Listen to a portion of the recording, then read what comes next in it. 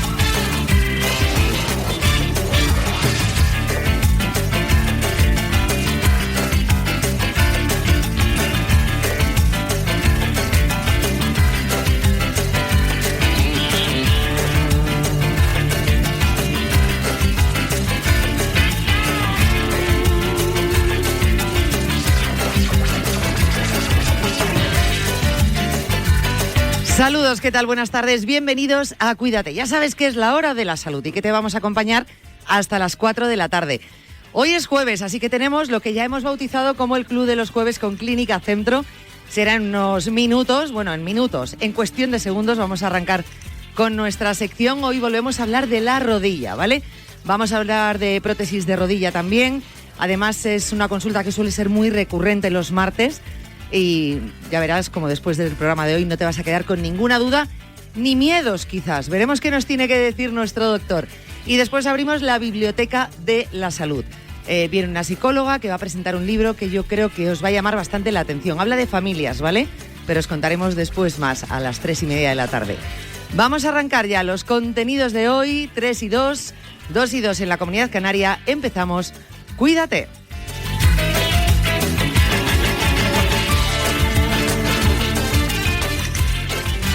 Hola, buenas, dígame. Venía por eso que se juega con un balón, que juegan 11 y hay que meter la pelotita en una portería. ¿Fútbol? Eso. Pues mire, tenemos Liga, Copa, Champions, Mundiales de clubs, Nations League. ¿Y de lo de meter una pelotita en un aro metálico?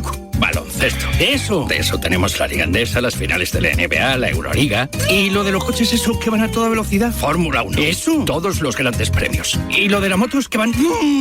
Todos también. ¿Y lo de la raquetita esta que le dan tenis? Todos los torneos. Anda ya. En Radio Marca tenemos todo el deporte. ¿Y les cabe en una sola radio? Por supuesto que sí, 24/7, 365. ¿Es un teléfono, un número de referencia? No, hombre, no, que tenemos todos los días, todo el deporte, todos los meses, todos los años. ¡Qué barbaridad! Porque Radio Marca es la radio del deporte. Cuídate. Yanela Clavo. Confusion.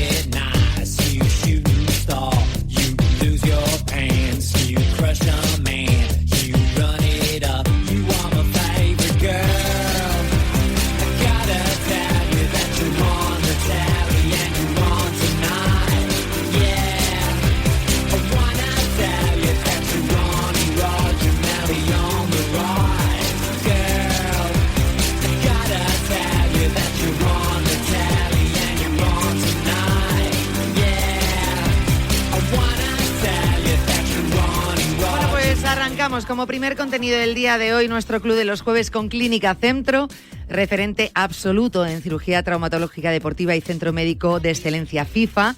Ya sabéis, pues todo aquel... los deportistas lo tienen claro, su centro de referencia es Centro, pero para todos aquellas que tengan cualquier consulta traumatológica, yo creo que Centro ya está muy instaurado en nuestras vidas, ¿verdad? Cuando lo tienes claro, que tienes que ir al traumatólogo directamente, llamas a Centro. Y nosotros es lo que hacemos todos los jueves, llamar a Centro, y lo que hemos hecho hoy para hablar de rodilla. A nuestro médico ya lo conocéis porque ha estado aquí justo antes de Navidades. Veremos cómo ha llevado estos últimos meses, porque parece que hace un porrón de meses que no nos vemos. Él es el doctor Jesús Manuel Cortés Villar, miembro de la unidad de rodilla de la Clínica Centro y Centro Premium, además miembro electo de la Junta Directiva de la Sociedad Española de Traumatología del Deporte y además colabora de forma habitual con la Federación Española de Baloncesto. Vamos a ver. Doctor Jesús Manuel Cortés Villar, ¿qué tal? Buenas tardes. Buenas tardes, Yanela. Doctor Chuma. Sí, señor. Bueno, tenía que comentarte una cosa. Estuvimos aquí en el programa justo antes de Navidad. Sí. Que estuvimos hablando del ligamento cruzado, ¿te acuerdas? Sí, del esquí, Efectivamente. del ligamento, sí. Estamos Después en un rato muy bueno, es verdad. De esa quedada, nosotros aquí en la radio tuvimos la lotería de Navidad. Sí, señor. Y desde el Teatro Real, a eso de las 10 de la mañana, te mandamos un saludo. Y teníamos Radio Marca en directo en ¿Y lo quirófano. escuchaste? Y lo escuchábamos. Ah, Estábamos vale, operando, vale, sí, vale, porque lo vale. escuchamos, estábamos predispuestos a escucharlo. Vale. Y estábamos operando un ligamento cruzado, o sea que fue como todo preparado, fue fantástico. O sea, que te llegó el saludo, ¿no? Sí, hubo ovación. Vale, O sea, vale. Es que lo habíamos el paciente, por prometido. suerte, estaba sedado, pero bueno, si no hubiera sido muy divertido No se también. enteró. Es que yo no sé si le mandamos un saludo al paciente, porque como, claro, decíamos, a lo mejor está con sedación y hoy algo escucha, Está ¿no? dormidito, pero bueno, sí, muchas gracias porque al Nos equipo además le hizo acordamos. mucha ilusión. Bueno, Nos acordamos de vosotros, lógicamente. claro que sí. Lo Aparte, que pasa como- es que no nos tocó la No, lotería. ya, bueno, a nadie, ¿eh? No Bueno, le sí, tocó a algunos nadie. sí, pero así cercanos a nadie. Luego pasa eso que te arrepientes de haber comprado tanto décimo y dices, ¿para qué? Bueno, pero ese ratito... Ya, esa ilusión, ¿verdad? será De la ilusión, mañana. Será la ilusión. Durante el sorteo y luego mientras la comprobación dices, oye, pues si por lo menos me toca los 20 euros, pues ya está. Pero luego eso. te cabreas porque empiezas a ver décimos Sí. y décimos o participaciones. y Sí. bueno, pero es mejor no contarlo. Pero eres de los que metes el número y te pone el décimo no premiado y dices, lo he puesto mal, lo vuelvo a poner. No, yo cuando llego a casa ya mi mujer se ha encargado de mirarlo y me dice, y digo, ¿qué tal? Y dice, nada. Me hace así con la cabeza y digo, bueno, pues nada. Pero- Salud, ¿no? Que de eso Salud, venimos ya a hablar está. hoy. Claro, salud. Aparte es el Día de la Salud, el 22 Claro. de diciembre. Es lo típico que dices, a ver, ¿para qué le preguntas? Si te hubiese tocado, te habría llamado. Absolutamente. O sea, sí. que es que y la luego, vida- a lo mejor dices, oye, este que no sé dónde tengo este que me le regalaron. Bueno, si me hubiera tocado, seguro que me hubiera Te habrías enterado. Sí. Alguien tenía ese décimo que te Sí, compró sí. uno para él y otro para ti, o sea que esto funciona así. Pero bueno, que acordarnos, nos acordamos de nuestro doctor, porque también los pacientes cuando ya han ido a más de una consulta te llaman Chuma también, o directamente doctor Cortés. Bueno, los pacientes no suelen, pero yo creo que es un poquito porque les da más vergüenza. Pero, Vale. Pero bueno, a mí lo de Chuma me encanta, no me parece que, o sea, me parece más cercano, también el ambiente traumatológico, pues como no hay más, ¿no? Vale. Entonces, yo encantado de que me llaméis Chuma. Es que me acuerdo que hace poquito, enseguida nos metemos al lío, ¿eh? Hace poquito tuvimos que ir al centro y yo le decía a mi marido, claro, como no podía ir, yo le decía, tú pregunta, no sé, es que es doctor Chuma, claro, yo tengo que ver tu apellido. Y me decía mi marido, ¿cómo le voy a decir doctor Chuma? Y yo, chico, pues no lo sé. Bueno, Ya vosotros me está. podéis llamar como queráis. Bueno, por si alguien que nos está escuchando dice, yo tengo que revisarme la rodilla, voy a llamar al doctor Chuma. Pues tú llamas, que seguro que en centro saben quién Sí, es yo creo que sí. perfectamente. Vamos a hablar de la rodilla y además nos vamos a centrar un poco en la prótesis de rodilla. Hablamos anteriormente ya en esta sección de prótesis de cadera, pero es verdad que nos llegan muchas consultas al programa sobre prótesis de rodilla. Claro, hay mucho miedo en torno a esto. Cuando el doctor llega a ese punto que te dice, bueno, pues nos tenemos que plantear una prótesis, ¿no? Y dices, madre mía, ¿esto qué va a ser? Ya no voy a volver a hacer deporte. Es decir, tenemos que hoy, entiendo que desmitificar Venga, vamos a por ello. esos creo que sí. miedos, Sí, ¿no? sí. O sea, yo cuando los pacientes, esta misma mañana, no, ayer por la mañana que tuve que operar 2 prótesis y lo primero que te dice el paciente, pues está en un quirófano con un montón de gente y pues estoy muy asustado, ¿no? Y yo lo que les contesto es, bueno, pues es normal. Claro. Es sensato tener un poquito de miedo, obviamente tienes confianza en el equipo que te va a tratar, en la clínica en la que estás, pero si no tuvieras miedo serías un insensato. Quiero decir, Claro. Ante cualquier cirugía hay que tener un poquito de, vamos a decir, miedito, ¿no? Claro. Y en el caso de la prótesis de rodilla, pues yo creo que está más que justificado porque es una cirugía importante y porque está a la orden del día, todos tenemos a alguien cercano que ha sido sometido a una prótesis. Gracias a Dios la mayor parte de ellas van bien, pero alguno no va bien y entonces siempre te quedas con, es que a fulano o a mengano Claro. no le quedó bien o la rechazó o entonces vamos a intentar desmitificar eso porque esos, gracias a Dios, son los menos. Claro, pero es verdad que es el caso que generalmente te quedas o te quedas como eran las operaciones antes. Es como cuando Eso alguien se es. opera por ejemplo, de los dedos en garra o de Juanete y dices, esas operaciones quedan fatal. Dice, no, mujer, hace 40 años, ahora ya no. Absolutamente, claro, eso es. Además has puesto un ejemplo muy bueno, yo no me dedico al pie, pero no, es que el juanete duele muchísimo, no, el juanete dolía mucho cuando todos los traumatólogos hacían de todo y entre otras cosas hacían juanetes de la manera más básica. Claro. Cuando te opera un especialista o un superespecialista, pues como nuestros compañeros de pie, la experiencia es diferente. Obviamente va a doler porque todo lo que tiene que ver con hueso, con músculos duele, pero es un proceso mucho más tolerable. Y en la prótesis de rodilla pasa exactamente lo mismo, no tiene nada que ver aquellas prótesis de hace 30 años de convalecencias durante mucho tiempo en el hospital, mucho tiempo de reposo en la cama, a las prótesis que colocamos ahora con mejor tecnología que nos permiten al día siguiente o esa misma tarde sentarse en un sillón y al día siguiente empezar a caminar. Claro, uf. O sea que, obviamente con dolor, ¿eh? No quiero que, Hombre, claro, que nuestros oyentes se queden con, ha dicho el doctor Cortés que la prótesis no duele, no. Hay que pasar un poquito de dolor, pero yo siempre pongo el ejemplo, hay que pasar ese peaje, hay que pagar ese peaje para que luego puedas coger la autopista y poder volver a hacer un poco lo que tú quieras. Que es verdad que con las prótesis actuales, yendo bien, pues la gente vuelve a hacer, desde luego, una vida mejor que la que hacía antes de operarse, claro, que es el objetivo fundamental, e incluidos deportes. O sea, podemos incluso meternos, hay muchos deportes que se pueden hacer con una prótesis de rodilla. Que es uno de los mayores miedos que puede tener un paciente cuando se enfrenta a una prótesis, es decir, ¿y si después no puedo hacer nada de deporte? Bueno, vamos a llegar a ese momento. Antes, en la parte previa, es decir, ¿cómo se llega a tener que plantearse el poner una prótesis de rodilla? ¿Ante qué lesiones? A ver, la prótesis de rodilla se coloca en contexto de artrosis, y artrosis, ¿vale?, es desgaste. ¿Vale? Pues como los neumáticos de nuestros coches se desgastan y hay que cambiarlas, si es un pinchazo pequeño, pues se repara, ¿no? Que es lo que hacemos con los ligamentos, con los meniscos. Sin embargo, cuando esa rueda, permíteme el símil, ya no da para más, pues hay que cambiar el neumático. Pues nosotros hacemos lo mismo, cambiamos la rodilla por una nueva que va a hacer una función similar a la previa y sin dolor. Entonces, llegamos a ese punto después de un camino en el que hemos probado otros tipos de tratamientos conservadores, como rehabilitación, como ejercicio, como fisioterapia, infiltraciones, trasplantes de cartílago. Entonces, después de todo ese proceso conservador, porque como la rodilla de uno no hay ninguna, después de todo ese proceso conservador, llega el momento de colocar la prótesis. Y esa es una decisión consensuada entre el paciente y el especialista. Porque no es lo mismo cuando uno tiene una lesión, una fractura, por ejemplo, y llega al hospital, pues el paciente, entre comillas, tiene poco que opinar. Pues bueno, me he roto la cadera o me he roto la rodilla, me tienen que operar, pues bueno, lo que diga usted, doctor. Cuando es una cuestión de tolerancia al dolor, pues hay gente que si le puede más el miedo, dice, pues yo prefiero quedarme con mi dolorcito que no me quiero pasar por un quirófano. Y al revés, pues una vez que ya no puedes hacer tu vida normal, que te condiciona, que yo es lo que le digo a los pacientes, digo, oye, ¿te condiciona lo que a ti te apetece hacer con 50 y pico, 60, 70 años? Sí, pues vamos a por ello.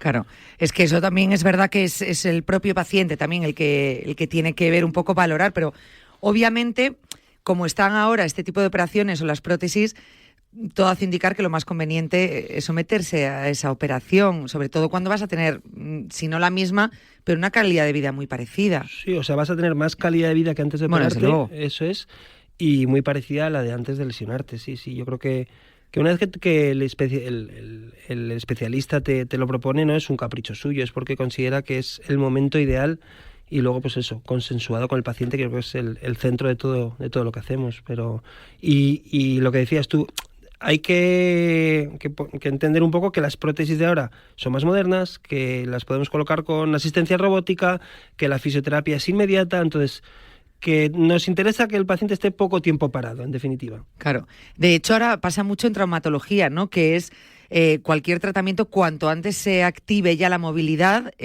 más se ayuda, claro, a que funcione, ¿no? Ha cambiado el paradigma. El paradigma antes era, me he lesionado, reposo. Y ahora, sin embargo, tú vas con una lesión y, bueno, obviamente hay situaciones que necesitas reposo, pero rápidamente, o por lo menos en centro, os ponemos a hacer cosas. Oye, bueno, pues yo no puedo hacer esto con el tobillo, bueno, pues vamos a mover la cadera.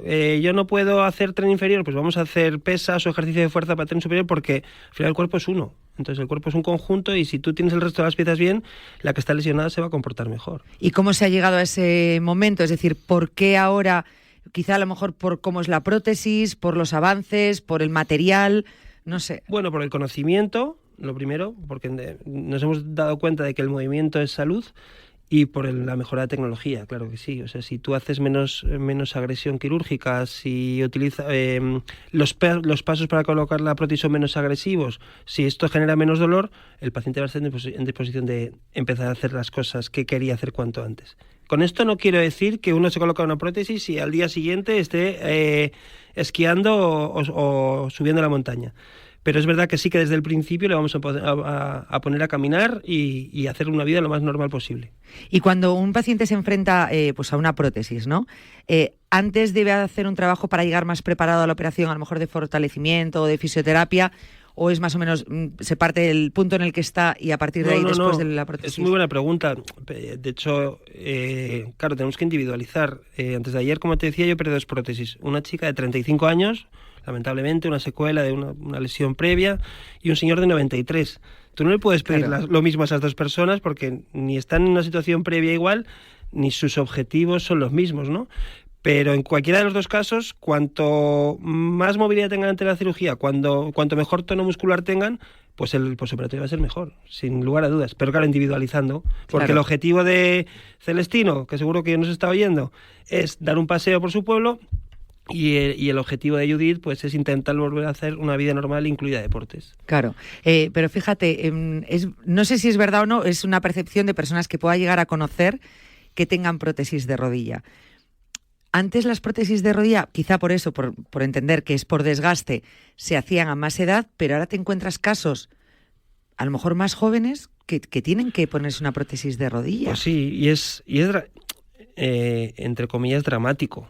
Te explico así brevemente. El problema de la prótesis es el ponerla cuanto más tarde mejor, y yo creo que esa es la línea que tenemos que seguir todos los cirujanos en este caso, es porque aunque ahora duran más, antes se hablaba de 12 años, ahora ya el 80% dura más de 20 años, porque aunque ahora dura más, si tú te colocas una prótesis con 40, 50 años, es muy probable que a los 20 años después, si va todo bien, sigas vivo y te la tengas que cambiar, entonces tengas que someterte a otra cirugía. Y por eso un poco la tendencia históricamente ha sido, bueno, vamos a intentar a ver si aguantamos hasta los 60, hasta los 70, para que solo tengas que pasar por boxes una vez en la vida. Vale. Pero nos encontramos muchos pacientes jóvenes que los necesitan antes. ¿Y por qué? Pues por lesiones previas, por accidentes, por cirugías, gente que en su momento, tenemos seguramente muchos futbolistas de los años 70-80 que les tuvieron que operar del menisco en aquella época, con cirugías como las que se hacían en aquella época, y esa cirugía 20 años después ha supuesto un desgaste prematuro de la articulación. Entonces, ¿qué vas a hacer con una persona de 50 años que ya no puede dar un paseo con su hijo? ¿Aguántate hasta los 70? Entonces mi razonamiento con ellos es, vamos a aguantar todo lo posible, siempre y cuando, insisto, no te condicione, porque no me interesa nada que ahora estés 10 años hecho polvo, para que no estés hecho polvo cuando tengas 90, no sé si me explico. Sí. O sea, al final hay que elegir el momento ideal cuando has agotado los tratamientos conservadores. Vale. Es que era una cosa que me llamaba la atención, pero esto no sabía si era como cuando estás embarazada y de repente ves a todos embarazados o cuando compras un coche. O cuando compras, es verdad, efectivamente, es que te pasa y de repente parece que todo el mundo. Entonces digo, justo íbamos a hablar de prótesis de rodilla y es verdad que últimamente, y desde que estamos con Centro, pues tienes personas cerca de ti y cada vez más jóvenes que dices, no, yo tengo una prótesis de rodilla, y tú dices, es caray, que yo creo que en Centro, bueno, seguramente comunicación lo sepa mejor, pero andamos cercanos a los 500 prótesis al año de rodilla y otras tantas de cadera. Entonces siempre pensamos en el deportista, pero claro, con la llegada del robot Mako, con el aumento con el que el paciente no quiere sufrir, el paciente ya no se conforma con tener dolor toda su vida, pues el incremento del número de prótesis ha sido exponencial, y supongo que eso es extrapolable a cualquier otro hospital, pero en el caso nuestro ha sido tremendo. La prótesis, yo me acuerdo cuando hablábamos hace poco de prótesis de cadera, que nos explicaban un poquito pues cómo es la prótesis, de qué material, de qué... En el caso de la prótesis de cadera, ¿qué es? De rodilla. De cadera, de rodilla, ¿qué es? Seguro que fue el doctor Nova, que es un enamorado de la cadera, ¿no? Pues a ver, hay diferencias sustanciales. Lo único en lo que se parecen es en el nombre, en el tema de que es prótesis, ¿no? La prótesis de cadera probablemente sea más agradecida, y si los oyentes o tienen prótesis de cadera o gente con prótesis de cadera a su alrededor, ha sido una recuperación como muy liviana, muy suavecita, pues caminando se han recuperado muy bien y prácticamente se olvidan de ella. Sin embargo, la rodilla es un poquito más peliaguda, porque la rodilla se comporta como una bisagra, y lo que hacemos en la cadera es una bola, ¿no? Se pone una bola dentro de una copa que simplemente pues circula dentro de ella, es como más automatizado el movimiento. Y sin embargo, la rodilla tienes que operarla y luego tienes que convencerla para que se mueva. Por eso es la fisioterapia en la prótesis más importante. Vale. La rodilla se compone, vamos a diferenciar la prótesis total, que es la que más o menos todos los pacientes están acostumbrados a oír, que es sustituir toda la rodilla. Mantenemos los ligamentos laterales en general y recortamos fémur y tibia, que son los 2 huesos principales de la rodilla, y rótula, y colocamos implantes metálicos en fémur y en tibia, normalmente de titanio la tibia y de una aleación de metales pulidos el fémur, y entre medias un plástico, un polietileno de alta resistencia, que lo que hace es pues como si fueran los meniscos, ¿vale? Y esa es la prótesis que todos habéis oído hablar. Y luego están las prótesis parciales, que también en los últimos años ha habido un boom. Por ejemplo, que está muy de actualidad, el Lindsay Vonn, la rodilla que no se ha lesionado, tiene una prótesis parcial y ha sido capaz de competir con ella. Son prótesis más pequeñitas que simplemente sustituyen la zona lesionada, ya sea la parte interna, la parte externa, la parte anterior. Y esas prótesis quizás sí que se parezcan más a la cadera en cuanto a recuperación, porque tienes toda tu rodilla, salvo la zona que tienes lesionada. Y un poco comparando con el dentista, una prótesis total sería un implante, y una prótesis parcial pues sería un empaste, ¿no? Entonces un poco... Vale. ¿no? Y esto es, digo, a los pacientes así a nivel divulgativo, pero claro, pues la recuperación no tiene nada que ver. La recuperación luego, si es parcial o total, claro, o sea, en una parcial es más liviana. Más liviano, absolutamente, sí. Nada que ver. Y después... Pero no todo el mundo se puede poner prótesis parciales, ¿eh? Porque yo veo que mañana en la consulta todo el mundo, póngame la parcial, porque es mucho más... No, o sea, yo creo que hay que poner la indicación en ante la desesperación, quien esté escuchando esta entrevista se va a quedar, lógicamente, no, yo lo que antes vuelva, no, yo lo que más yo lo de la esquiadora, no, bueno, cada uno pondremos la que necesite. Depende de cada caso, claro. En este caso, por ejemplo, el cuestión del peso es importante, es decir, porque al final, en la hora de la recuperación, si tú eres un paciente con un sobrepeso, entiendo que no ayuda en esa recuperación. Eso es importante por muchísimos motivos. El primero, para nosotros los cirujanos, si tú tienes una pierna delgada, es mucho más fácil acceder a ella y separar las carnes para poder cortar el hueso. Entonces, para empezar, para nosotros es más sencillo y el resultado probablemente sea mejor. Para duración, si tú el coche le llevas muy cargado, las ruedas probablemente se van a desgastar antes. Pero tampoco podemos demonizar a la gente que pesa mucho. O sea, porque es verdad que si tú tienes sobrepeso por el motivo que sea, genético, endocrino, metabólico, el que sea, y cada vez que va al médico le dice, no, es que a ti no te voy a... y tienes una rodilla hecha polvo, destrozada, que no te permite caminar, no te permite hacer ejercicio en bici, vale, digo, no comas, bueno, pero es que si no haces ejercicio tampoco pierdes peso. Entonces, hasta que no pierdas 30 kilos no te opero. Bueno, vamos a ver. Claro, es verdad. Si usted hace el esfuerzo de bajar un poquito, de hacer ejercicio, yo voy a hacer el esfuerzo de operarle para que pueda hacer. Y luego hay pacientes que te sorprenden y es una pasada porque dicen, es que yo no puedo adelgazar porque no puedo andar.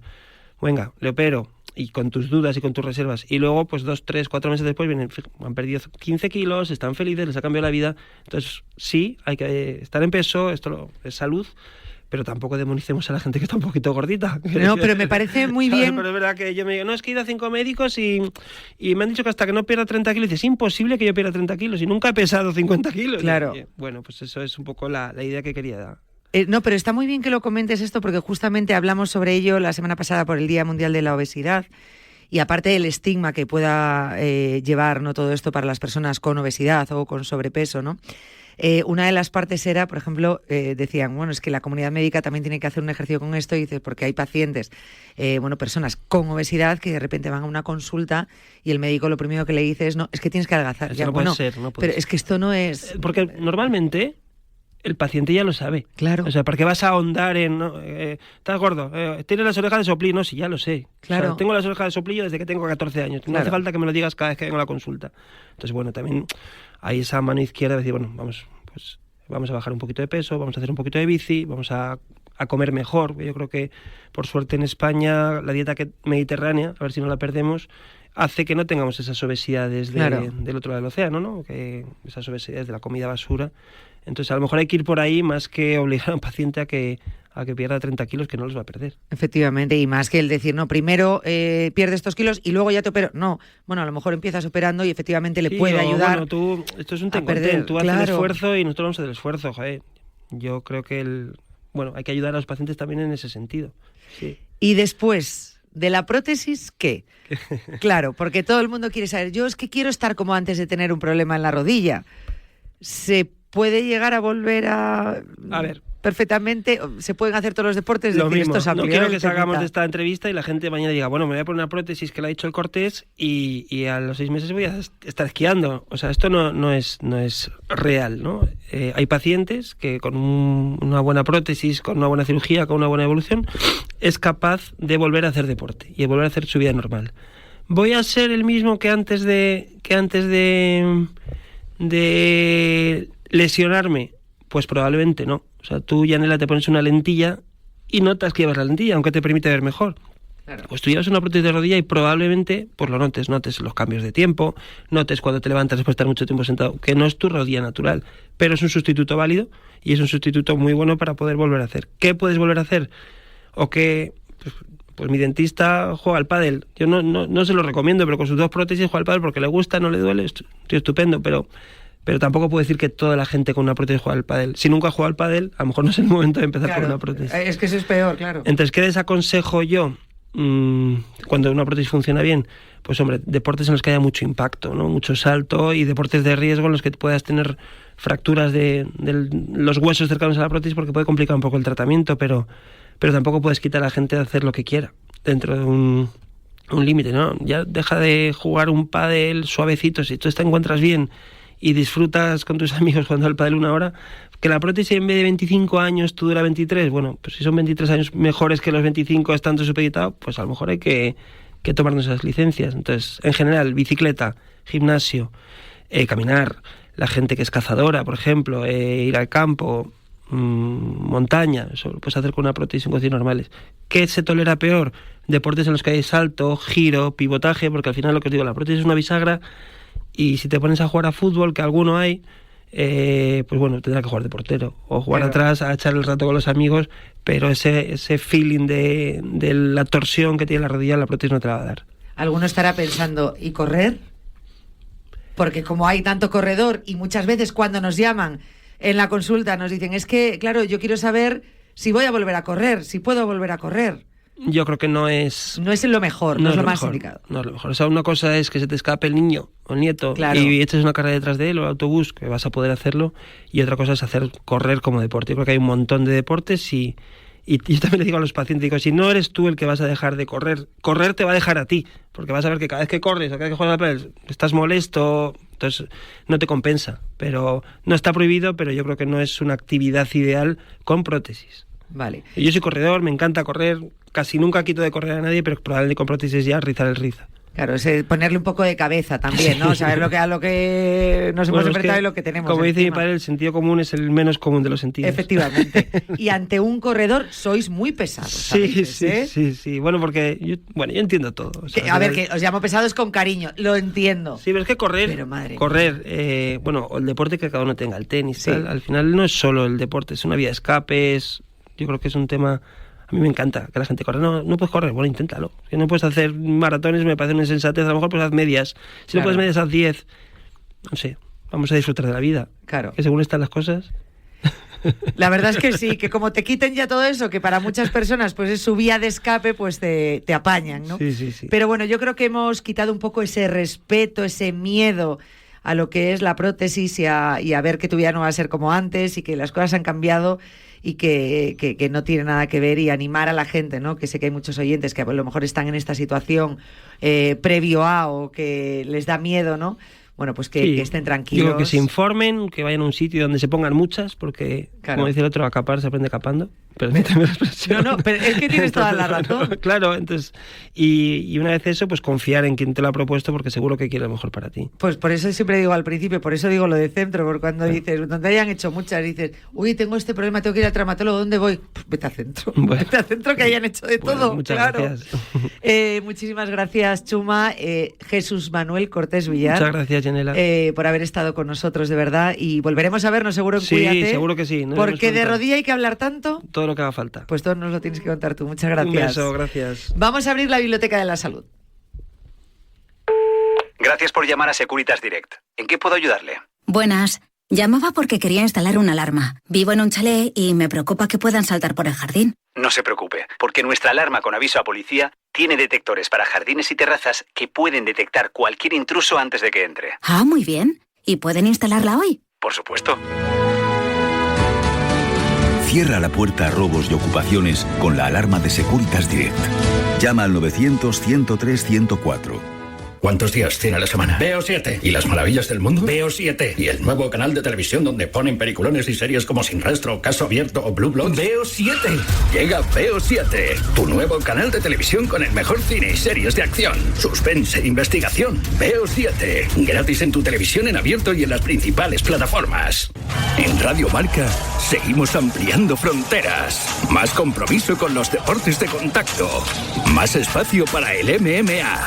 Llega Generación MMA, un programa 100% especializado en las artes marciales mixtas y en la UFC, con Gonzalo Campos. De lunes a jueves a la 1:30 de la madrugada y siempre disponible en podcast. Radio Marca, donde se pelea cada historia. ¿Trabajas en un gimnasio, un club deportivo o en una pyme del sector? Entonces ya sabes que la normativa europea en sostenibilidad te afecta y no tener un plan puede salir caro. ESUE te ofrece asesoría y formación totalmente gratuitas para elaborar tu plan de sostenibilidad paso a paso y sin líos. Las plazas son limitadas. Entra ya en pymesostenible.com y reserva la tuya. Proyecto enmarcado en el Plan de Recuperación, Transformación y Resiliencia, financiado por la Unión Europea Next Generation EU.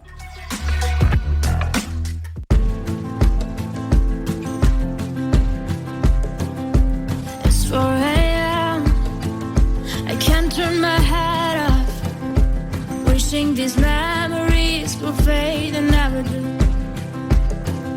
Turns out people lie. They said just snap your fingers, as if it was really that easy for me to get over you. I just need time. Snapping one.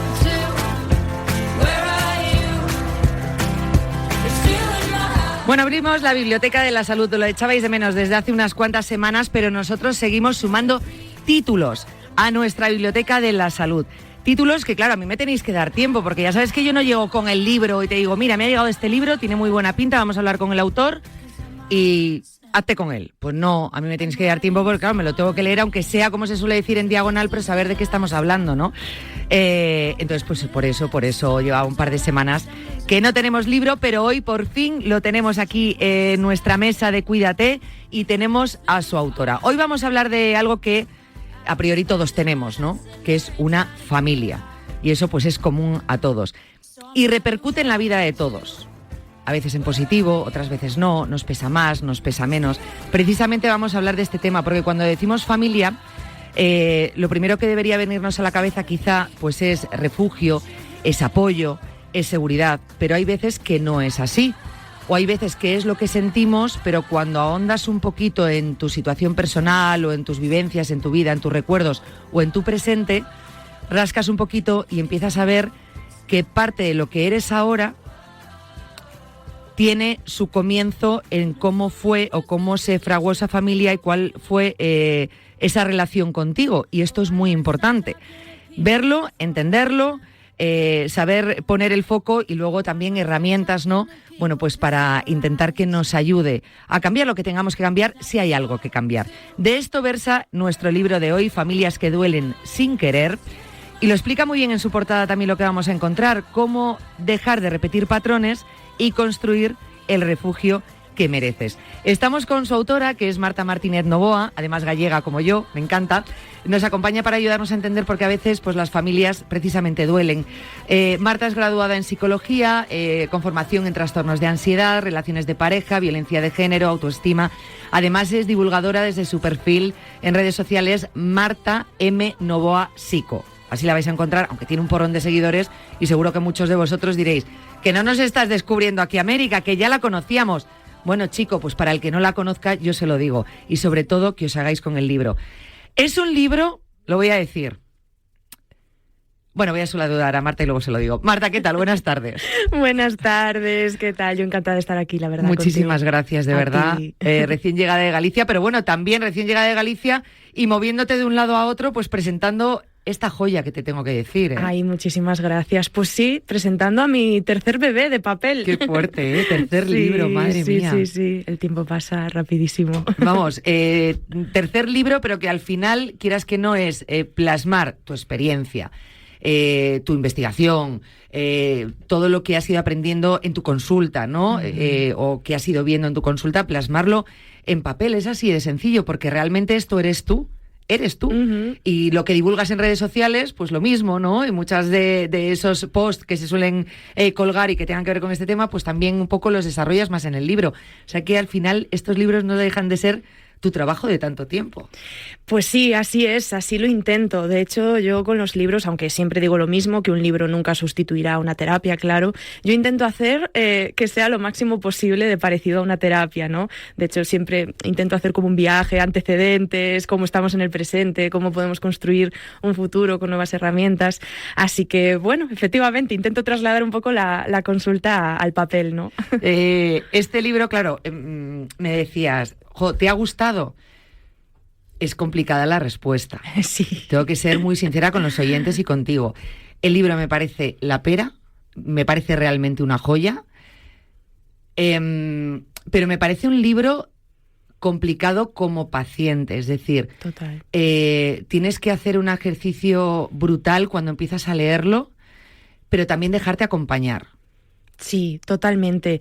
Es que ya empezando por la temática, ¿no? O sea, al final el tema de la familia, como tú bien decías, todos procedemos de una familia, pero es que son lugares donde justamente porque todos lo vivimos nos encontramos pues con lo que somos, seres complejos, ¿no? No seres de luz, como suelo decir. Claro. Entonces son lugares donde hay heridas muy profundas, algunas a las que quizás nunca le hemos puesto nombre, ¿no? Entonces es verdad que es difícil encontrarse con todo eso porque a veces también nos desmonta un poco la imagen que teníamos de la familia, que a veces pues quizás nos deja en una zona de confort que no siempre es tan confortable, a veces es hostil, pero es lo que tenemos normalizado. Entonces, efectivamente es difícil enfrentarse a eso. Así que bueno, es un libro que puede ser... remover. Exactamente. Es un trabajo terapéutico en cierto modo, ¿no? O sea, a través de un libro, pero lo es. Así que bueno, remueve un poco, pero yo siempre digo lo mismo, ¿no? Es un poco como cuando tienes una herida y le tienes que echar ahí el betadine, ¿no? Algo para curártela y escuece un poquito, pero luego es cuando cicatriza y cura, ¿no? Y además es que acompañas muy bien. Hay personas que dicen, bueno, me está interesando esto, ¿no? Puede que sea mi libro, puede que yo creo que realmente es un libro para todos, ¿no? En mayor o menor medida, porque esto no se trata de buscar culpables. A lo mejor no tiene por qué haber nada malo, siempre nos ponemos, cuando hay dolor, dices, vale, si hay dolor, es que tiene que haber un culpable, voy a buscarlo. Exacto. Y no se trata de eso, o sea, de hecho yo en un principio tengo que decir que el libro lo empecé así. Claro. No a lo mejor en mi propia experiencia, pero decir, bueno, voy a ver si hay algún culpable. Y cuando empecé a leerlo rápidamente dije, he empezado mal a leer el libro, no tengo por qué estar buscando un culpable. Claro. Tendemos mucho a etiquetar a las personas entre buenas y malas. Totalmente. Y decir, venga, pues entonces mis padres es que han sido malos. No. Claro. Sí, es totalmente normal que te ocurra eso, ¿eh? O sea, no te sientas culpable porque es normal. Al final siempre tendemos a simplificar la realidad para poder entenderla mejor, ¿no? De ahí que tengamos sesgos y demás, ¿no? Entonces, siempre tendemos a dividir como en todo nada, bueno, malo, ¿no? Porque, claro, nos resulta mucho más fácil entender así. Pero la realidad es que es muchísimo más compleja, ¿no? Y además en un tema tan amplio como es la familia. Entonces, yo siempre digo lo mismo, que sé que además a día de hoy que estamos muy acostumbrados pues también a la divulgación en redes, que tiene que ser muy breve, muy sintética, ¿no? Estamos muy acostumbrados pues eso, a reducir temas complejos, pero yo creo que la responsabilidad, sobre todo de los que divulgamos, ¿no? Psicólogos y demás, es intentar trasladar en la medida de lo posible la complejidad real de este tipo de temas. Por eso, pues yo escribo libros, porque las redes siempre se me van a quedar cortas para eso, ¿no? Y para mí es muy importante no centrarnos solo en víctimas o verdugos, porque todos podemos ser víctimas y verdugos según en qué situación, ¿no? Y más efectivamente en el tema de familia, donde, por ejemplo, yo siempre digo lo mismo, ¿no? Que las generaciones anteriores a las nuestras no han recibido mucha educación emocional, o ninguna. Prácticamente ninguna, efectivamente. Ya yo no la he recibido muchísimo, claro, que soy del 93, y pues imagínate, ¿no?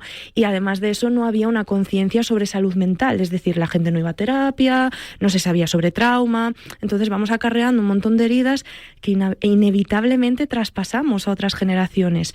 De ahí que haya tantas familias que duelen, aunque sea sin querer, claro, porque muchas veces tratamos de hacerlo lo mejor posible, pero no tenemos las herramientas quizás para saber hacerlo de otra manera. Entonces repetimos una y otra vez patrones disfuncionales, no porque queramos, sino porque no sabemos hacerlo de otra forma, claro, ¿no? Y verlo así yo creo que es muy útil, ¿no? Más que verlo como, ay, es que mis padres son súper culpables por todo esto que hicieron, ¿no? Porque nos ayuda a verlo de una forma más compasiva y, por tanto, a ir más a la raíz del problema real, ¿no? No quedarnos en, bueno, es que esto pasó por maldad. Bueno, a veces pasa por maldad, claro, por supuesto. Obviamente. Hay casos también, ¿no? Pero otras muchas veces no es así. Y para mí no es para nada incompatible el responsabilizar a alguien de lo que ha hecho o lo que no ha sabido hacer, con al mismo tiempo verlo de un modo compasivo, ¿no? Pero esos grises a día de hoy nos cuesta un poquito verlos. Estamos muchísimo. Hay una cosa que me ha parecido muy importante, el ver que esto es muy reciente, el preocuparte de la salud mental. Claro, el problema es porque antes realmente lo que nos preocupábamos más era de las enfermedades mentales y aún así conllevaba un estigma. Eso es. Pero no de la salud, no en positivo, ¿no? Justo. Y ahí es el punto en el que tenemos que agradecer dónde estamos ahora, y trabajos como el vuestro, como el tuyo, libros como estos, ¿no? Que nos ayudan precisamente a sanar, porque a lo mejor no hay una enfermedad, pero sí hay, pues como suelo decir yo, rasca y gana, a veces para perder o para ganar, ¿no? Hay algo que te está arañando continuamente y dices, voy a quitar, como si llevas una piedra en el zapato. Exacto. Pues vas a poder seguir viviendo, pero no vas a andar bien. Si te quitas esa piedra, empezarás a andar bien. Es un poco este libro, ¿no? Cuando empiezas a leerlo te das cuenta de eso. O sea, que no es, me voy a cortar el pie, es voy a quitarme la piedra. Exacto. Es muy distinto. Muy diferente. Y que hay muchas maneras de sacarte la piedra, claro, también, ¿no? Que a veces pensamos que la única manera de sacarte la piedra es, pues a lo mejor rompiendo con relaciones familiares, pero vuelvo a lo mismo, hay muchos grises, ¿no? No todas las relaciones familiares son absolutamente tóxicas, por así decirlo, o absolutamente sanas. Hay muchísimos puntos medios, ¿no? En ese continuo que es para mí, que son para mí las relaciones familiares, ¿no? Entonces, qué importante es también poder explorar la nuestra tal y como es, ¿no? Yo aquí siempre hablo de un concepto que creo que es interesante, que es el que yo llamo la distancia exacta saludable, ¿no? A veces quizás me lo invento, ¿no? Con mi padre, pues pueda tener una relación donde siempre terminamos discutiendo, donde siempre explotamos por los mismos temas, y a veces no porque queramos, como te decía, sino porque tenemos esa dinámica ya tan enraizada que volvemos a caer ahí una y otra vez, no conocemos otra manera de comunicarnos. Y a veces la persona se puede parar a pensar, vale, yo tengo esta parte muy disfuncional con mi padre, pero también hay otras partes sanas, ¿no? También, pues yo qué sé, me siento escuchada cuando lo necesito, o me da autonomía, siempre me ha dado autonomía desde que era pequeña, ¿no? Entonces, ¿qué hacemos? ¿Eliminamos la parte sana y nos quedamos solo con la insana y rompemos? Claro. ¿Nos quedamos ahí como si nada? ¿Qué hacemos? Entonces yo ahí introduzco esto de la distancia exacta saludable, ¿no? Que es que a veces, pues yo qué sé, si tú vas a comer, como el caso de una paciente que se me está viniendo ahora de hace tiempo, si tú vas a comer con tu familia 5 días a la semana y siempre termináis discutiendo por las propias dinámicas, a veces con un cambio tan pequeñito como pasar a ir un día hace que la relación sea muchísimo mejor, porque igual hay temas más superficiales, es decir, no se profundiza tanto, pero tampoco hay tanto roce. Entonces la relación es de más calidad y tú también estás mucho más desahogada. Y esto se puede aplicar a muchísimas otras rutinas del día a día, que a veces con cambiar un poco la intensidad que le estamos dando a ese vínculo y forzar algo que quizás no hay de manera genuina, ya aumenta un montón la calidad de ese vínculo, aunque a lo mejor no sea un vínculo tan estrecho o tan profundo como nos gustaría. Entonces, bueno, a lo que voy, que creo que pero me está pareciendo muy interesante lo que estás diciendo. Menos mal, que yo me enrollo. No, me está encantando lo que estás diciendo, porque hay personas también que pueden decir, vale, pues cojo el libro, entonces aquí voy a ver determinado patrón que no va conmigo y que no me gusta y que me hace daño. ¿Quién dibuja ese patrón de mi familia? Entonces voy a romper con él. Y para nada, realmente cuando el problema, como has dicho tú, hay familias de todo tipo, y oye, puede haber que seas padre no te dan el título de buena persona y buen hacer. O sea, no, hay padres malos, padres, madres, que no, porque hay personas malas también. Eso es. Pero entonces ya no estaríamos a lo mejor en este libro, necesitas otro tipo de terapia, o sea, las cosas más fuertes, más tremendas, ¿no? Eso es. Esto te acompaña, pues a lo mejor de otra manera, es decir, has podido tener una madre, un padre, un hermano, que a lo mejor aparentemente, pues no te haya hecho un daño de pegarte, empujarte, insultarte, pero sí te ha ido minando de alguna forma ese patrón o esa conducta que ha tenido contigo. Ahí es donde vamos. Cosas que podían pasar desapercibidas, pero que con este libro pues te das cuenta que estaban ahí y que puedes limar y sanar. Pero lo que has dicho, no pensando en romper, sino simplemente en cambiar pequeños hábitos de esa relación. Claro, al principio del libro, además, yo agradezco que lo hayas tocado tan al principio. también hay que ver qué entendemos por familia. Porque dices, vale, familia es padre, madre, hijo. Claro. Está. No. Pero hay muchas más familias, son los amigos, ahora mismo, a día de hoy, hay tanto tipo de familia, o sea, que es muy amplio realmente este concepto que pones en el título.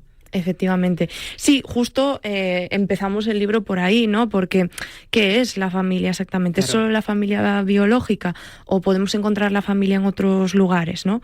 Justamente en el libro hablo de cómo esto se ha empezado a estudiar hace 2 días, como en los 80 o así, y se ha estudiado, por ejemplo, mucho con la comunidad LGTBIQ+, ¿no? Que en su momento, todavía ahora a veces, pero sobre todo en ese momento, muchas veces eran repudiados por sus familias de origen, ¿no? Y cómo estas personas encontraban la llamada su familia elegida, ¿no? En otras personas que conocían al final en su día a día, ¿no? Amistades, y cómo encontraban ahí ese refugio que en su familia de origen no existía, ¿no? Entonces, ¿qué cambia ahí realmente? ¿La sangre únicamente? Bueno, en el libro hablo un poco, ¿no? De efectivamente, pues de toda la investigación que hay, tanto a favor como las limitaciones, ¿no? De si realmente los amigos pueden ser la familia que elegimos. Pero bueno, creo que es un tema interesante por lo que tú dices, porque la familia al final es algo muchísimo más diverso que lo que nos enseñaron de padre, madre, hijo y hermanos, como mucho, ¿no? Claro. Es importante también porque es una forma, tú decías al principio, claro, si no sé qué estaba mal o qué no funcionaba, yo voy a repetir ese patrón, que es lógico. Uh-huh. Y en algún momento, ¿cuántos hemos dicho, bueno, esto que hace mi madre no lo voy a hacer en mi vida? Y luego te das cuenta que lo está repitiendo. Uh-huh. A veces son con cosas que son, pues oye, muy superfluas, ¿no? Pero otras veces tienen un trasfondo fuerte. Uh-huh. Y ese patrón con tus hijos, si quieres que esa relación sea un poco más sana o no a lo mejor sana, pero sí controlada, o sea, sin llegar a rebasar ese límite de la otra persona o ser demasiado invasiva, sí que tienes que estudiarlo y cambiarlo. Uh-huh. Totalmente, claro. Sí, es que efectivamente esa es la idea del libro, sobre todo, ¿no? Revisarnos un poco, o sea, las relaciones familiares que hay a nuestro alrededor, pero también a nosotros mismos y cómo nos relacionamos con nosotros mismos. Porque efectivamente, de hecho, por eso he escrito este libro, ¿no? Hay como muchos libros, o bueno, algunos, que si versan sobre la familia, versan sobre familias como muy oscuras, ¿no? Donde hay una violencia muy explícita, familias tóxicas, familias psicópatas, ¿no? Y hay muy poco o nada sobre este tipo de dinámicas que repetimos sin querer porque quizás no tenemos otro tipo de herramientas. Y es más, que creo que esto es un tema importante y es el centro del libro, que muchas veces también son dinámicas que pensamos que con ellas estamos dando algo bueno a nuestros hijos, por ejemplo, a nuestros hermanos o incluso a nuestros padres, ¿no? En el libro hablo de 10 tipos de familia, que en realidad son más bien 10 tipos de dinámicas, pero bueno, lo he puesto como 10 tipos de familia porque creo que se ve más claro, donde lo que estamos haciendo quizás tiene una parte como oscura, pero nosotros como padres, ¿no? Desde el punto de vista de padres, pensamos que lo estamos haciendo bien, ¿no? Esto pasa, por ejemplo, yo creo que es el caso más evidente, la sobreprotección, ¿no? Tú como madre, por ejemplo, ¿no?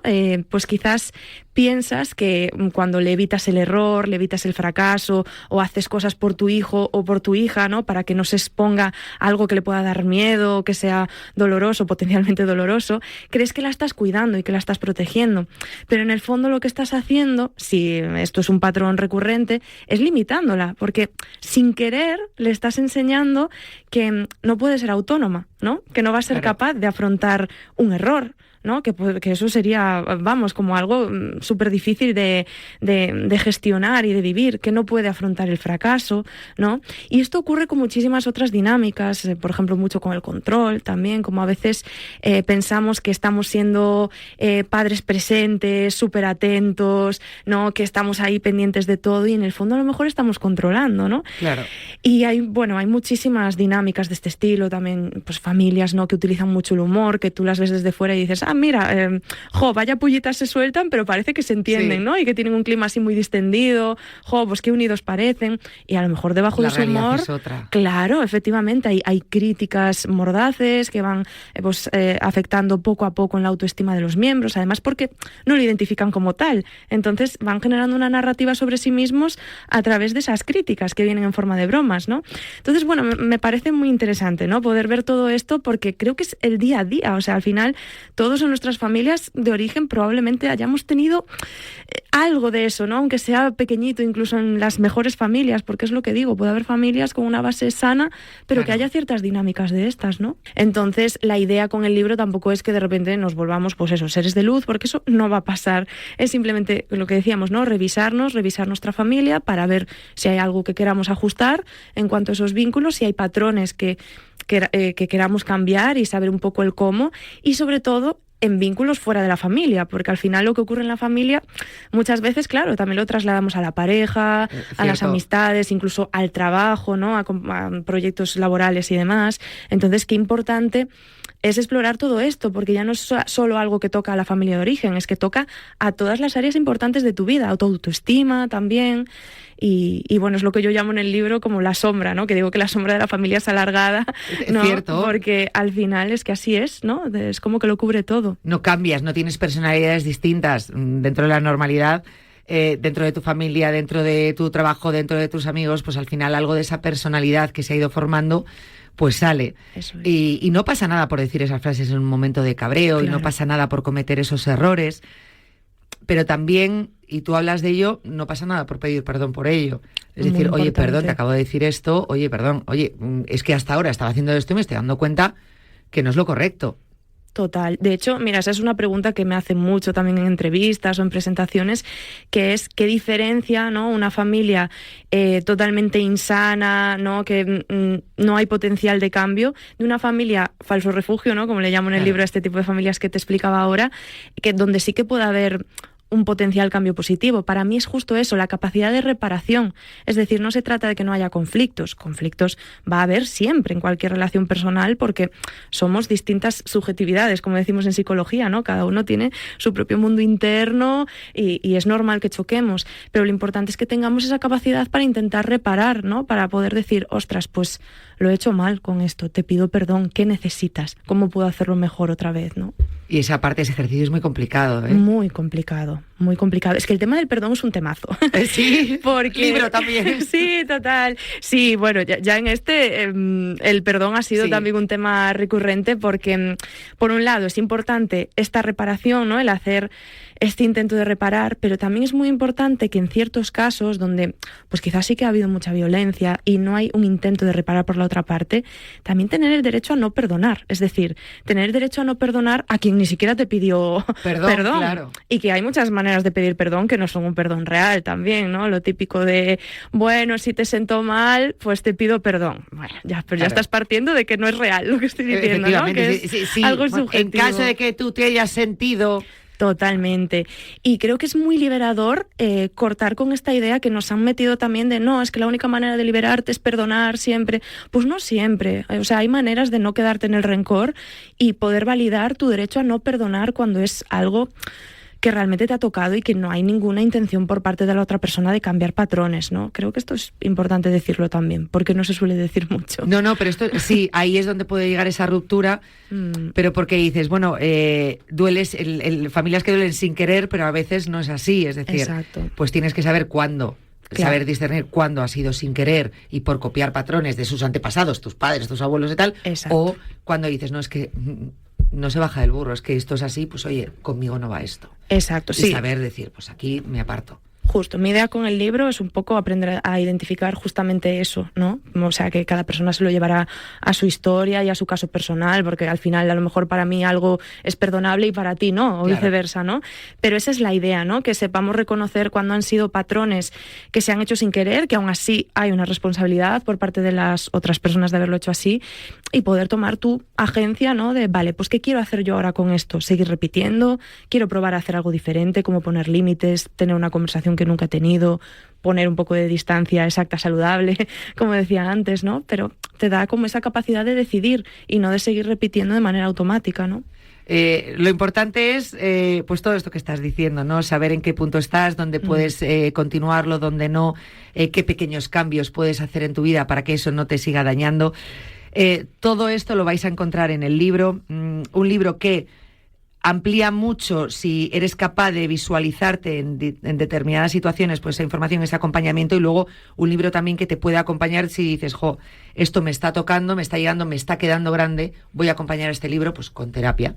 que también me parece muy sanador eso, porque a veces Sí. dices, no, yo no tengo que ir a terapia, lees el libro y dices, oye, pues me convendría que me ayudasen Pues a en lo este mejor sí. camino, ¿eh? Sí, total. Y eso es muy bueno también. Es muy difícil hacer todo esto solo y es normal, no tenemos Claro. por qué saber. Ni saber, ni a veces es bueno hacer las cosas solos, sentir esa Eso compañía. es, eso Habrá es. procesos en la terapia donde vayas acompañado y otros procesos que tengas que enfrentarte tú, trocitos del camino tú solo, pero siempre con alguien que te está guiando y te está ayudando antes de empezar el camino tú solo. Es maravilloso, repito, es una joya que yo creo que deberíamos leer todos. No os lo toméis porque a mí el libro, el título al principio dije, Ya. yo esto no sé, ¿eh? Y no lo veáis de esa manera. Familias que duelen. Oye, pero mi familia no duele, ¿no? Bueno, a lo mejor tus padres no y tus hermanos sí, o tus amigos sí. Eso. Hay que abrir la mente antes de empezar a leerlo, pero de verdad es un libro y lo has conseguido que acompaña muchísimo. Si no tuviese a nadie que me ayudase, que ahora mismo, por ejemplo, no lo tengo, que me acompañase con una terapia, es un libro que acompaña mucho. Ay, qué guay. No que lo te sientas sientes así. solo en su lectura y eso creo que es muy bueno. Qué bueno. Qué ¿Sabes? bueno. Cuánto me alegro que lo hayas Te lo sentido digo en así. serio, totalmente. Muchas gracias, esa era la intención, la verdad.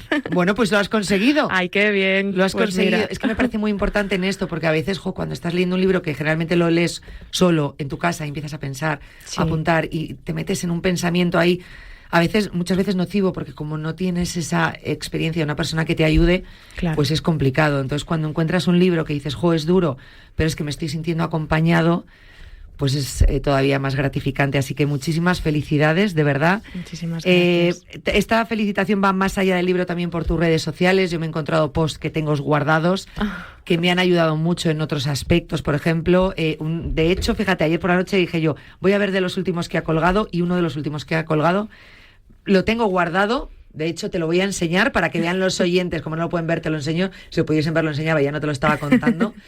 Pero es que hay uno que me ha llamado poderosísimamente la atención. Te lo voy a enseñar a ti, ¿eh? Es que me he Sí. tenido que ir a guardados. Ah, sí. Me lo he guardado. Que lo sepas. Jo, pues qué bien. Pues nada, los oyentes que vayan y lo busquen, a ver. Haces un trabajo buenísimo. Ay, muchísimas Marta, gracias. buenísimo, de verdad. Muchísimas gracias. Así que gracias por ayudarnos a ver que no nos tenemos que cortar el pie, que lo que tenemos que hacer es buscar esa chinita que nos hace daño, Qué bueno. sacarla del zapato y empezar a caminar. Gracias de verdad. Muchísimas gracias a ti, un placer. Un abrazo muy fuerte.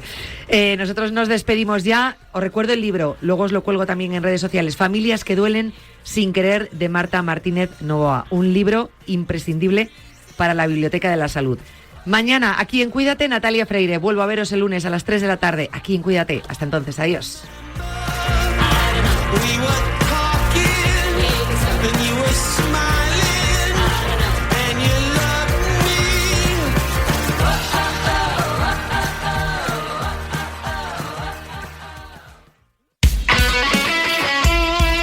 El deporte es nuestro. Radio Marca.